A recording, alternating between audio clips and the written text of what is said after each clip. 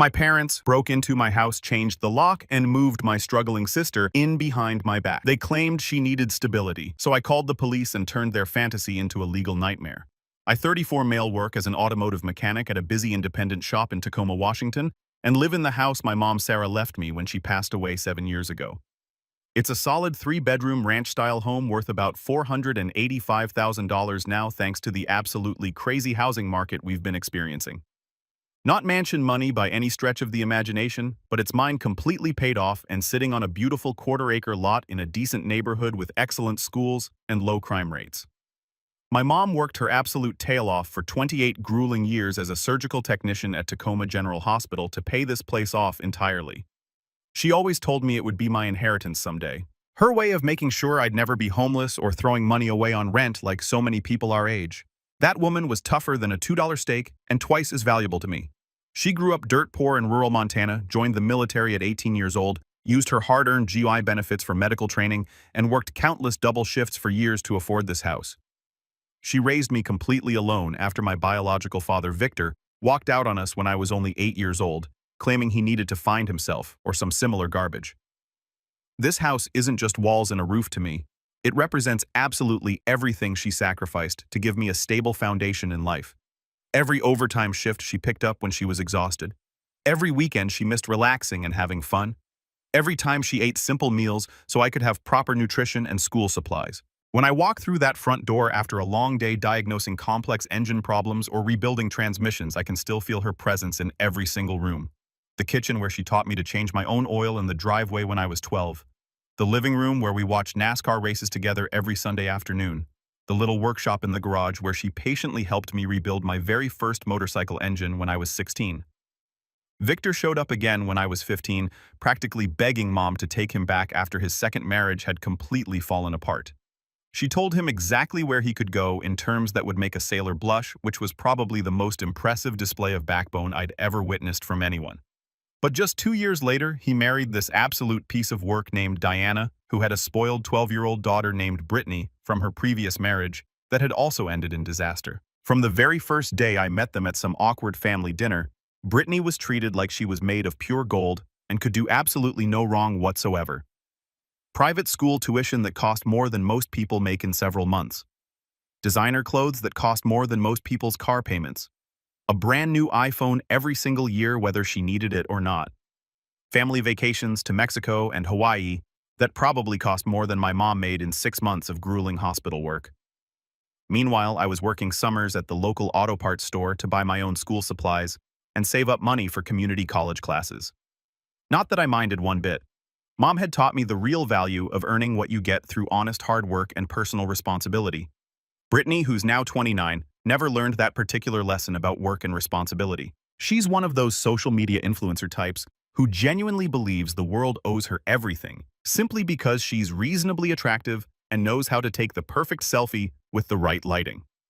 She's been through more boyfriends than I have sets of work coveralls, usually targeting guys with serious money until they inevitably get tired of her entitled attitude and selfish behavior and dump her.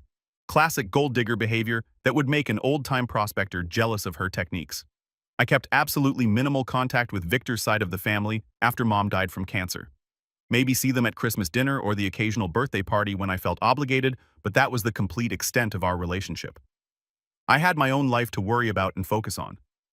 My job at the mechanic shop pays pretty well at $78,000 a year, plus overtime opportunities. I've got a solid group of friends who actually respect me and my choices. And I spend my weekends working on my beloved 1989 Mustang GT or fishing peacefully at American Lake. Simple life with absolutely no unnecessary drama or complications. That peaceful existence changed completely 6 months ago when Brittany's latest sugar daddy, some tech entrepreneur named Tyler, who owned a successful app development company, finally figured out what she really was underneath all the manipulation and kicked her to the curb. Apparently, she was already about 4 months pregnant by then, which explains why she immediately moved back in with Diana and Victor instead of hunting for the next wallet to target. The warning signs were definitely there from the very beginning, but I was too focused on my own life and responsibilities to pay proper attention. I should have known that people like Brittany don't just accept setbacks quietly and move on with their lives. They scheme, they manipulate, they plot revenge, and they always think they deserve whatever they want from other people, regardless of who gets hurt in the process or whose lives get destroyed. The first real sign of serious trouble came when Victor called me on a Tuesday evening while I was working late on a customer's complicated transmission rebuild that required complete disassembly. He never calls unless someone's in the hospital or getting married, so I immediately figured it had to be something genuinely serious and potentially expensive. Ryan, we really need to sit down and have a very serious conversation about some extremely important family business that affects all of us, he said in this overly formal tone that immediately made my skin crawl with suspicion and dread. I drove over to their ridiculously oversized McMansion in Federal Way the following Saturday afternoon, already dreading whatever ridiculous scheme they had cooked up. Diana answered the door wearing enough makeup to paint a small building, and Brittany was sprawled dramatically across their expensive leather sectional sofa, rubbing her obviously pregnant belly like she was polishing some kind of magical crystal ball that would grant her wishes. She was about 7 months along at that point, and absolutely milking the pregnancy situation for everything it was possibly worth with anyone who would listen. Victor wasted absolutely no time getting straight to his main point, which should have been my first warning sign. Brittany's going to need a proper stable place to raise her child when it arrives in a few months. Our current house really doesn't have the right kind of setup for a newborn baby with all the crying and sleepless nights. I almost started laughing out loud, right there in their living room. Their house is easily 3,500 square feet, with 5 enormous bedrooms, 2 separate living rooms, and a kitchen bigger than most people's entire apartments. But apparently, that massive space wasn't good enough for Princess Brittany and her upcoming bundle of joy. Diana immediately jumped into the conversation with this sickeningly fake sweet voice that made my teeth hurt. Ryan, sweetie, you're just rattling around in that big house all by yourself like some kind of hermit. No girlfriend, no wife, no children of your own to take care of. It honestly seems like such a terrible waste of space and resources. You know Brittany really needs a stable, secure environment for the baby to grow up healthy, and your place would be absolutely perfect for raising a child. Then Brittany finally decided to speak up, not even bothering to look directly at me while she delivered her entitled demands. Tyler was supposed to buy us a proper house together before the baby arrived, but he turned out to be a complete loser who abandoned his responsibilities. I desperately need somewhere decent to live now, and your place has absolutely everything I need for the baby.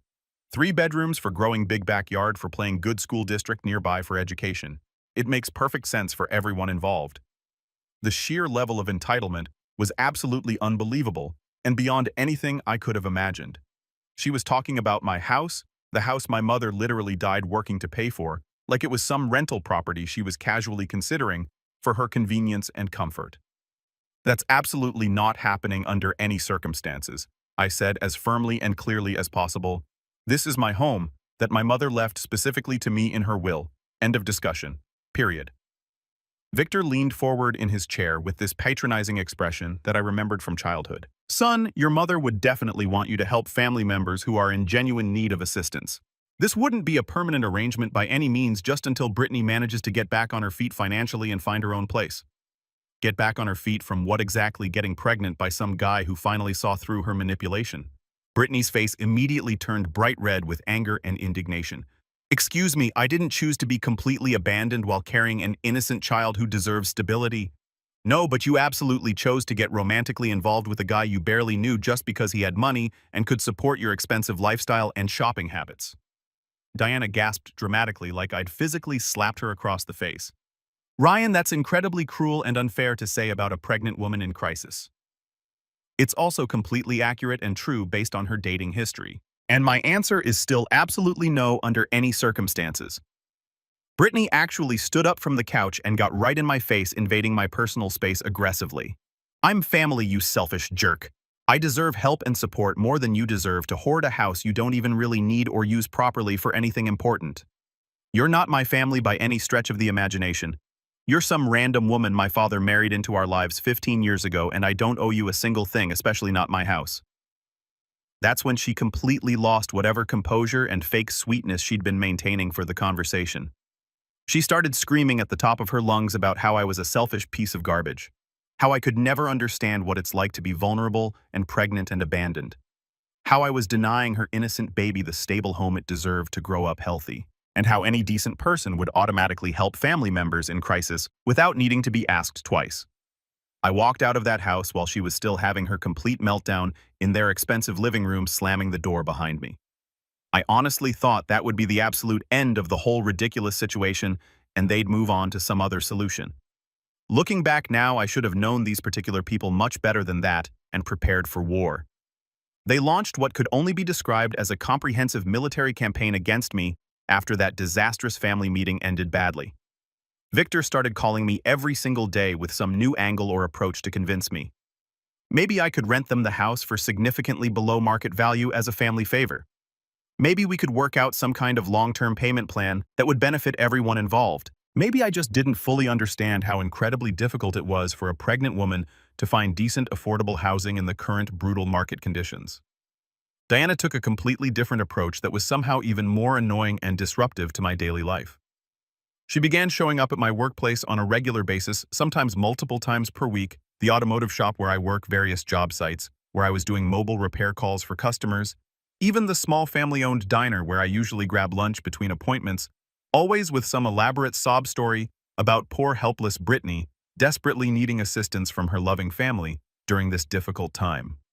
My boss eventually had to tell her to stop coming around because she was seriously disrupting business operations and making our customers extremely uncomfortable with her dramatic performances.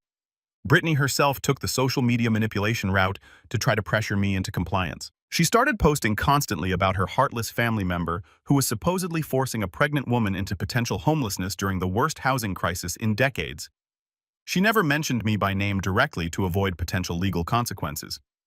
But she tagged all her posts with dramatic hashtags like #FamilyFirstPregnant and abandoned nowhere to go and helpless and alone. Some of her online followers and social media friends even started sending me nasty messages on various platforms, calling me terrible names and accusing me of being heartless and cruel to a pregnant woman in need. Then they decided to escalate their campaign to direct home visits and confrontations, which really crossed a major line for me. Victor would show up unannounced at my front door with baby furniture and supplies, claiming he needed somewhere to store everything temporarily until they figured out permanent living arrangements for Brittany and the baby. Diana brought an actual real estate agent to my front door one afternoon without any warning, saying she wanted to explore potential housing options for me in smaller, more affordable properties that would be more appropriate for a single man. The agent looked absolutely mortified and embarrassed when I told them both exactly what I thought of their surprise visit and sent them away. Brittany's personal visits were by far the worst and most invasive part of the whole harassment campaign they were running. She would show up at my house at all hours with bags full of baby clothes or expensive nursery equipment, acting like she was just casually stopping by to visit family, but really trying to establish some kind of permanent presence and claim in my home. One particularly outrageous afternoon, she brought her entire nursery setup, including a crib-changing table and rocking chair, and actually started arranging and decorating my spare bedroom while I was at work earning money. I came home to find her hanging expensive curtains and assembling furniture like she already lived there and owned the place. "What in the world do you think you're doing in my house without permission?" I demanded, barely controlling my anger. "Just setting up the baby's room so you can see how perfect it would be," she replied casually, like it was the most obvious thing in the world. "I figured you'd want to see how nice and cozy everything could look once it was all properly arranged for the baby's arrival. Get every single piece of this stuff out of my house immediately. You have absolutely no right to be here doing this." She actually had the unbelievable nerve to pout like a spoiled child who'd been denied candy at the grocery store. "Ryan, please be reasonable about this situation. I desperately need somewhere safe and secure to put all this expensive equipment, and you clearly have the available space just sitting empty. That's not my problem to solve for you. You have exactly 30 seconds to start moving this garbage out, or I'm throwing every piece of it into the front yard and calling the police." That's when she started with the waterworks. These huge theatrical tears that would have impressed professional actresses in Hollywood. "Why are you being so incredibly mean and cruel to me? I'm pregnant and scared and desperately need help from my family during the most vulnerable time of my life. Because you're trying to take over my house without any permission whatsoever, because you think being pregnant automatically gives you the right to whatever you want from other people, because you're a spoiled brat who's never heard the word no in your entire privileged life." That finally shut her up completely. She packed up all her baby supplies and left in a dramatic huff, but not before saying ominously, "You're really going to regret treating me like this, Ryan. Family takes care of family, and you're going to learn that lesson the hard way." I should have taken that threat much more seriously than I did and prepared better defenses. 2 weeks later, they made their biggest and most dangerous mistake, yet crossing a line that would ultimately destroy their lives. I came home after working a particularly brutal 12-hour shift, diagnosing complex electrical problems in a customer's vintage 1967 Corvette to discover that my house key wouldn't work in my own front door. Just like that, completely locked out of the home my mother had literally died working to provide for me. There was a handwritten note taped to the door in Victor's unmistakable handwriting. The locks have been changed for security purposes and everyone's safety. Please call us immediately to discuss proper access arrangements. I stood there on my own front porch, still covered in engine grease and metal shavings from the day's intensive work, literally shaking with pure, uncontrolled rage. These people had actually broken into my house and changed the locks on the home my mother had sacrificed everything to buy my house. The house that represented every overtime shift she'd ever worked, every sacrifice she'd ever made, every dream she'd had for my future security and stability. I immediately called Victor, barely managing to keep my voice steady enough to speak coherently without screaming. What exactly did you do to my house? And you better have a good explanation now. Just calm down, Ryan. We're simply trying to help Brittany get properly settled in a safe, secure environment for her and the baby. She moved all her belongings in earlier today with our help, and we thought it would be much safer and more secure to change the locks completely for everyone's protection. She what? She moved into my house without my permission. She's living there now. Yes, it's honestly better for everyone involved this way, and you'll see that once you think about it rationally. You can stay here with us temporarily until we manage to figure out a more permanent living arrangement that works for everyone in the family. I couldn't even speak coherently for several long seconds. The audacity was beyond anything I could have possibly imagined in my worst nightmares. You let that manipulative, lying woman move into my house without any permission whatsoever from me, the actual owner. Don't talk about her like that, Ryan. She's family and she desperately needs our help and support during this difficult time in her life. I don't care what she thinks she needs from me or anyone else. Get her out of there right now and fix my locks immediately, or I'm calling the police to report breaking and entering, theft, and criminal trespassing.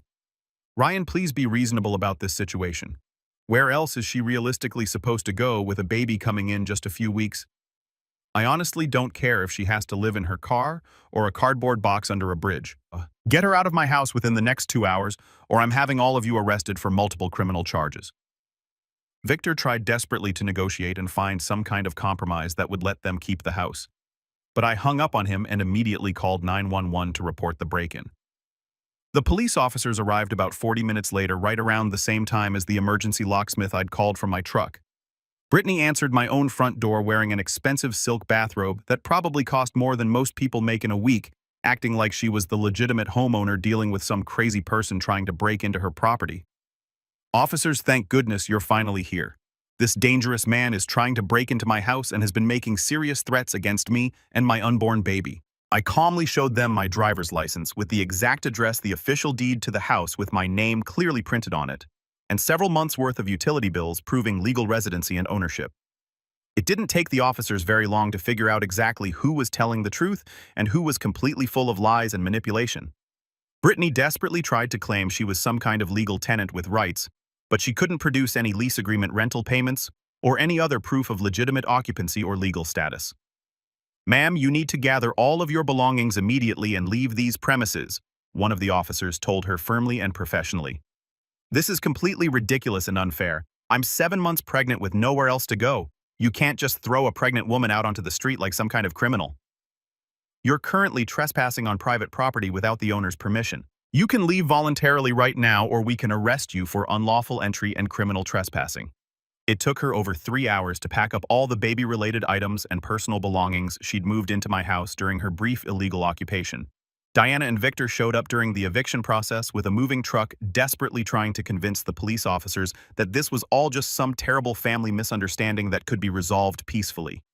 The officers weren't buying their story for even a second and made it clear that any further attempts to enter the property would result in arrests. When they finally left my property completely, I had the locksmith install brand new deadbolts and a heavy-duty security chain on both the front and back doors. Then I called my friend who owns a security company and had a complete camera system installed that very night. Motion sensors, night vision capability, smartphone, alerts, the works. If they tried anything else illegal, I would have clear video evidence of their criminal behavior to use in court. But I really should have known that people like them never give up when they think they deserve something that belongs to someone else, especially something as valuable as a house. The very next morning, I called my lawyer and explained the entire bizarre situation from beginning to end, including all the harassment and the break-in. He listened carefully to every detail of their comprehensive campaign against me, then dropped an absolutely devastating bombshell that changed everything and revealed the true scope of their plan. Ryan, I need to tell you something extremely important that you're not going to like. Your father contacted our office 3 weeks ago asking very specific questions about contesting your mother's will and challenging your inheritance. My blood went completely cold, and I felt like someone had just punched me directly in the stomach with a sledgehammer. What exactly do you mean by that? Be specific. He wanted to know if there was any possible legal way to claim the house as community property from his previous marriage to your mother, even though they divorced many years before she passed away and the house was purchased afterward. He was asking about filing some kind of paternal claim as your biological father to challenge the will's validity. The betrayal hit me harder than anything I'd ever experienced in my entire life. This entire time, while Victor was pretending to just want to help his precious stepdaughter find housing, he had actually been plotting behind my back to steal the inheritance my mother had left specifically to me in her carefully written will. Is that something he can actually do legally? Can he challenge Mom's will? Absolutely not under any circumstances. Your mother's will is completely ironclad and was prepared by our best estate attorney. The house was purchased entirely after their divorce with her own income from her job. But the fact that he's actively exploring these legal options means this whole situation isn't really about helping Brittany find housing for her baby. They're actually trying to steal your property through legal manipulation and fraud. My lawyer immediately sent a formal cease and desist letter that same afternoon. No more unwelcome visits, no more harassment of any kind, no more attempts to access my property without explicit permission. I also discovered something incredibly interesting and useful during our conversation. Brittany had been telling people all around town that she was my legal tenant and that I was illegally evicting her in violation of state housing laws, which could get me in serious legal trouble. The lies were getting more elaborate and more dangerous by the day. She was posting constantly on social media about her abusive landlord and had even started a crowdfunding campaign for legal fees to fight an illegal eviction and protect her baby.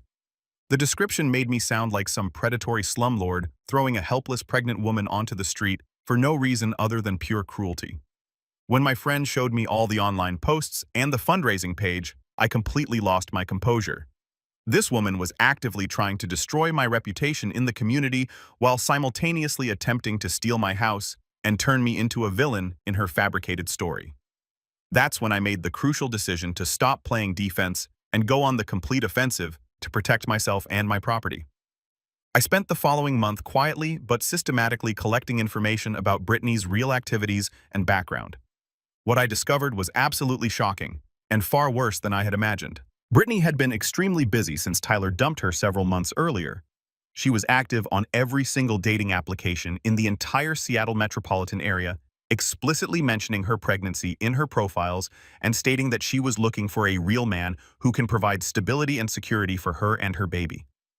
My friend who works in information technology helped me document her extensive online activity across multiple platforms. We took detailed screenshots of her dating profiles, where she openly talked about needing someone to help with living expenses and provide financial support for her and her baby's future.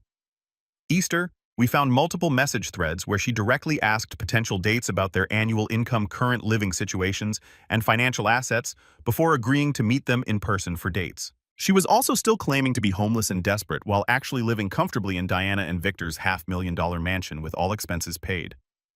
The crowdfunding campaign had raised approximately $3,200 from sympathetic people who completely believed her fabricated story about being victimized by her cruel and heartless stepbrother who was throwing her out on the street.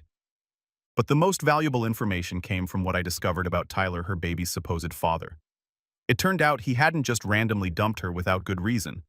She had actually been stealing money from him systematically over several months. Credit card fraud, forged checks, unauthorized purchases on his accounts, the complete criminal package. He hadn't pressed formal charges because he just wanted her completely out of his life forever.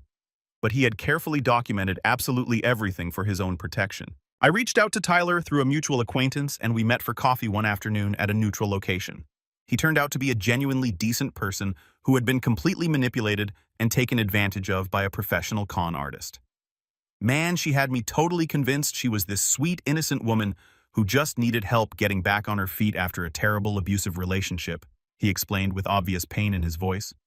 It took me almost 6 months to realize she was basically a professional con artist who made a living targeting successful men. What finally made you realize the truth about her? I found out she was still married to another man, still legally married. Her husband lives down in California, and she's been running this exact same scam while technically being his wife the entire time. My jaw literally dropped open in shock. She's currently married to someone else right now. Absolutely. Guy named Derek Thompson. They got married in Las Vegas 3 years ago, but she moved up here to Washington and has been pretending to be single ever since. The baby might not even be mine. She was seeing multiple guys simultaneously and lying to all of them. This was exactly the kind of devastating ammunition I needed to destroy her credibility completely. Brittany wasn't just entitled and manipulative. She was an actual criminal running elaborate scams across multiple states. And I was about to make sure everyone in town knew the complete truth about her criminal activities. I decided to wait until Brittany's baby shower to execute my carefully planned revenge for maximum public impact. Diana had organized this massive celebration at their house, inviting about half the neighborhood and posting about it extensively on social media to show off their wealth and generosity. It was the perfect opportunity to expose the truth to the largest possible audience at the same time. I showed up completely uninvited with a thick folder full of documented evidence and Tyler as my backup witness to verify everything. Diana tried to physically block me at the front door, but I walked past her into the backyard where approximately 40 people were celebrating Brittany's upcoming motherhood with expensive gifts and congratulations. Sorry to interrupt this lovely party, I announced loudly enough for everyone to hear clearly, but I thought all of you should know exactly who you're really supporting here with your time and money. Brittany went completely pale when she saw me standing there with documentation. Ryan, what are you doing here? This is a private celebration and you weren't invited. Yes. Well, I thought your guests might want to know they're giving expensive baby gifts to a married woman who's been running an elaborate criminal scam on the entire community. The entire backyard went dead silent. Diana tried desperately to intervene and control the situation, but I kept talking loudly. Everyone here probably heard Brittany's tragic sob story about her mean stepbrother making her homeless, right? What she conveniently didn't mention is that she broke into my house illegally, changed the locks without permission, and tried to steal my property. What she also failed to mention is that she's still legally married to a man in California. I pulled out the official marriage certificate Tyler had helped me obtain from public records. Brittany Ross legally married to Derek Thompson in Las Vegas, Nevada 3 years ago, never divorced, which makes her entire abandoned single mom story a complete fabrication designed to steal money from all of you. The crowd started murmuring and looking at each other with confusion and growing anger. Brittany was turning bright red and starting to panic visibly. That's not... We're legally separated but still married, which makes everything you've told these people a lie. And what about the systematic theft and fraud? I held up all the documentation Tyler had provided. Stealing over $4,000 from the father of your baby, forging checks and committing credit card fraud, or how about this evidence? I showed everyone her dating application profiles on my phone screen. Currently active on 4 different dating apps looking for generous men to support her and her baby financially, while simultaneously claiming to be homeless and accepting charity from all of you good people. One of the guests, an elderly woman I didn't recognize, stood up with obvious anger and disgust. Is this actually true, Brittany? Have you been lying to all of us? Before she could formulate any kind of response or denial, Tyler stepped forward to address the crowd directly. Everything he's saying is completely accurate, and I have documentation to prove it. I'm Tyler, the supposed deadbeat baby father she's been complaining about. She stole over $4,300 from me through various fraudulent means and was running this exact same scam on at least 3 other men at the same time. The entire party erupted in complete chaos. People were demanding their expensive gifts back, immediately asking how much of her story was lies, calling her absolutely disgusting and a criminal. Diana was desperately trying to do damage control and save face, but it was far too late to save the situation or their reputation. Victor finally appeared from inside the house, looking completely bewildered and shocked. Ryan, what in the world are you doing to our family reputation, exposing the complete truth about your precious stepdaughter's criminal activities? But I'm not finished yet with the revelations. I pulled out my phone and called the fraud hotline for the county housing authority. Hello, I'd like to report welfare fraud. Someone has been claiming to be homeless while actually living in a house worth $500,000. Then I called the state tax fraud reporting line. I'd like to report unreported income from a crowdfunding campaign and possible tax evasion by someone who's been lying on government forms. Brittany was crying real tears now, not the fake ones she usually used for manipulation. Stop it. You're completely destroying my life and my baby's future. You tried to destroy mine first when you broke into my house. The difference is everything I'm saying is actually true and provable in court. As the disgusted guests filed out of the party in anger, many of them angrily demanding immediate refunds for their expensive gifts, I handed Victor one final piece of paper. What's this supposed to be? A formal lawsuit for harassment, criminal trespassing, attempted theft, and emotional distress. My lawyer filed it this morning. You're being sued for $75,000 in damages, legal fees, and punitive damages. Diana was screaming at me about destroying their family reputation and social standing, but I was already walking back to my truck with Tyler. As I reached the street, I could hear Brittany having a complete emotional breakdown in the backyard. The aftermath was swift and absolutely devastating for all of them. Within 2 weeks, Brittany's actual husband, Derek, drove up from California after finding out about her latest scam through mutual friends who had seen the baby shower incident shared on social media. He was filing for divorce immediately and had outstanding criminal warrants for her arrest on similar fraud charges down in California. The investigation into her welfare fraud revealed that she had been illegally collecting benefits while living in a mansion and had lied on multiple government applications. The IRS audit of her crowdfunding campaign uncovered unreported income and led to serious tax evasion charges that could result in prison time. Victor and Diana ended up settling my lawsuit for $35,000 to avoid the public embarrassment of going to trial and having all the sordid details become public record. They also had to pay for my complete security system installation and all legal fees, which totaled another $8,000. Tyler's DNA test proved he wasn't the father after all. Turns out the real father was some married businessman she'd been simultaneously scamming in Spokane. The man was furious when he found out about her lies and immediately filed his own criminal charges against her. Last I heard, Brittany was living in a women's shelter in San Diego, facing multiple criminal charges in 2 different states. Her social media accounts had been shut down after people who had donated to her crowdfunding campaign reported her for fraud. The state was also investigating her for welfare fraud and demanding repayment of all benefits plus penalties.